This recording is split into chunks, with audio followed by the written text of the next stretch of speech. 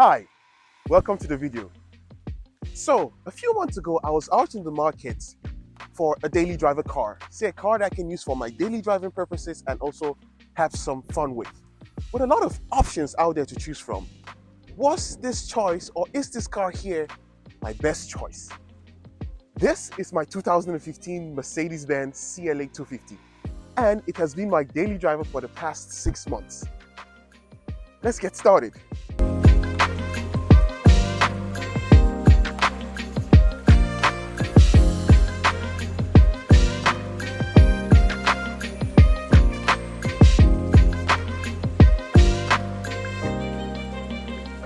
This CLA I have here is the CLA 250 AMG Sports Plus package.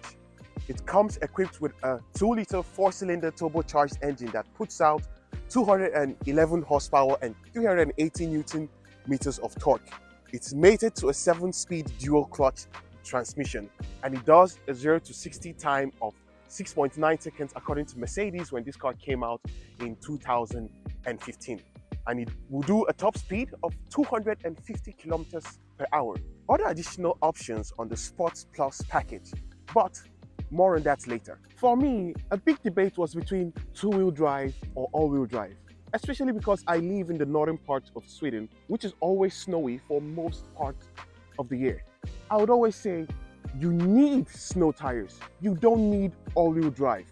But I figured a combination of both would lead to the most optimal winter confidence. I know a lot of Mercedes fanboys out there would say that the all-wheel drive system of this car is not a real 4MATIC system. And I agree, because the 4-wheel drive system of this car is front-wheel drive based, like a Volkswagen Golf. However, I still feel like the all-wheel drive system of this car or the 4MATIC system of this car is pretty potent and confident inspiring. Not that this car is going to be going drifting or sideways. But during spirited driving, when the front wheels of this car start to slip or lose traction, the 4MATIC system of this car can send 50% of the engine's power to the rear to give you better traction while you're exiting corners or exiting bends. Speaking about driving, I'd love to show you what this Mercedes-Benz CLA 250 drives like.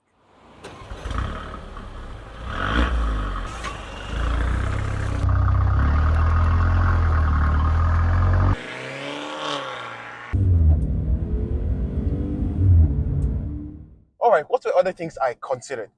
SUVs and crossovers. I couldn't go for an SUV and I couldn't go for a crossover. That's too much space and I just couldn't deal with that size. Station wagons. I just couldn't do station wagons. I've never liked station wagons except for rare occasions of the Audi RS6 or the Mercedes AMG E63 wagon.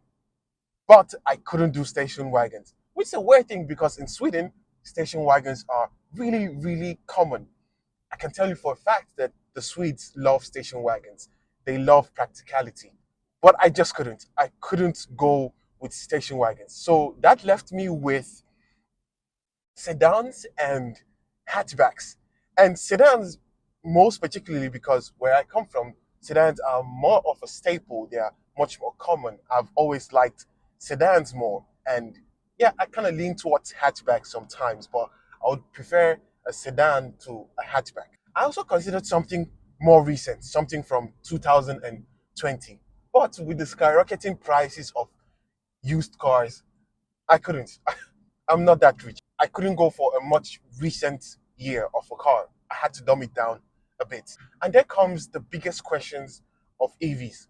For every time I review an EV, I would always say that EVs make the best daily drivers. EVs are the best daily drivers. They are easy to drive, they're quiet, instant acceleration and torque. Most EVs are also spacious. I just couldn't do it. For some reasons, especially in the used car propositions, going for an EV would be, of course, going for a used EV. I would have to think of charging and I also have to think about battery. I didn't want to add to the complication of thinking about those things, especially in the battery aspect of that EV, the longevity of the battery. And also, resale is something that is usually important for me. And EVs, as we all know, or EVs in recent times, have been losing their values. I just couldn't go for an EV. Maybe sometime in the future, I would definitely have an EV. Now that left me with a couple of choices. I looked at the Volkswagen Golf GTI, the Mark 6 and Mark 7. They're really great cars to drive, quite sporty and nimble and are very, very practical. A Golf GTI is like an all rounder. And I've had a history with Golfs. My first car was actually a Golf Mark 3 from 1995, and I really, really love that car. For some reason, 6 months ago, I just couldn't settle with the idea of buying a Golf GTI. I also thought about a Corolla Hybrid. Very, very nice car to have. It holds its value more than most of these cars that I've mentioned. I feel like Toyota Corollas are sometimes boring cars. And another car, surprisingly, that I had on my list was the Volvo S60 from 2017 and 2018. I really love that car, would always love that car. But with all my choices and with all the choices to choose from, I finally arrived at this Mercedes Benz CLA 250 Sports Plus package. And I can tell you for the past 6 months, I've been using this car. Many things have happened with this car. So just keep watching that video and I'll tell you more on that. But for this car, this Sports Plus package has really satisfied me in terms of a car that I can still have some fun with. It's not a full AMG, but it makes good power. I have never felt that I needed more power from the power that this car gives me. The power plant of this car, 211 horsepower, is really, really sufficient for me. It does the job. I've done a couple of road trips on this car. It was great on the road. Fuel consumption on this car, I would say, is average. It's not the best fuel consumption.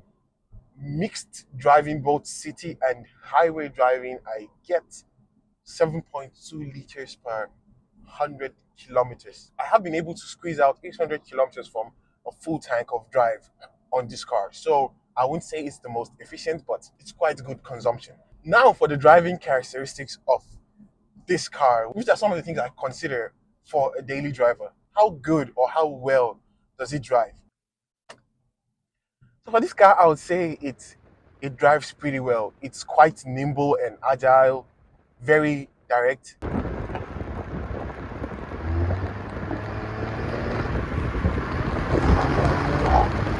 Some of the upgrades that comes with this AMG Sports Plus package is this constant ratio steering wheel. The steering wheel feels great to hold. It also has a sportiness to it. It's really direct. You point this car and it goes. It's quite agile and direct, nimble.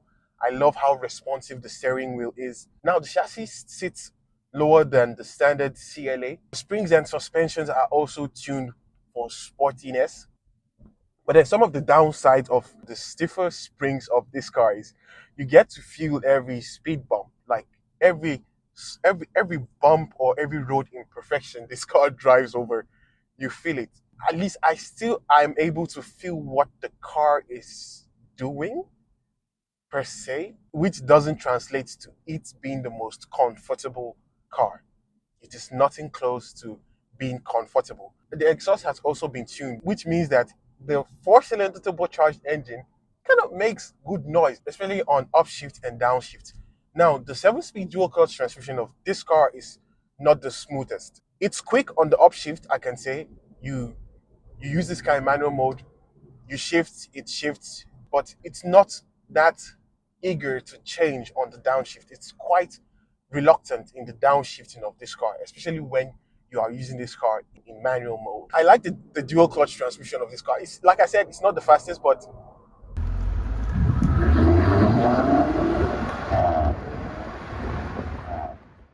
makes it doesn't pop, but you can hear that DSG fart on the upshift. This car, at least puts a little smile on my face, as you can see. And like I mentioned, the four-wheel drive system of this car is front-wheel drive based. When throwing this car into bend, you get to still feel the weight of the car. I still get some understeer, but But because this car can send 50% of the engine power to the rear, it still gives me some form of confidence, especially when I'm exiting bends. But primarily, it's a front-wheel drive based system, or it's a Haldex based system. It comes standard with 18-inch AMG rims, not the best looking wheels. It also comes with bigger front brakes. The brakes are slightly bigger than the standard version of the CLA. Other AMG Sport Plus package to this car are more of exterior and interior design details. Let me tell you more about that.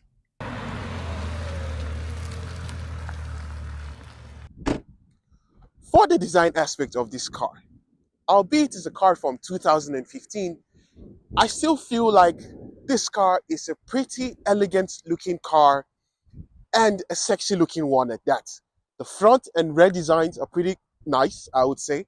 The side design goes well with the overall shape and coupe-like design of this car. And then with the AMG Sport Plus package, it also looks sporty.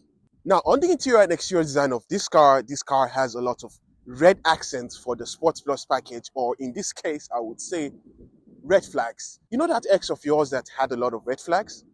Well, I would say this car has quite a lot of them, both on the interior and the exterior of this car. That X that your friends and colleagues told you was no good for you?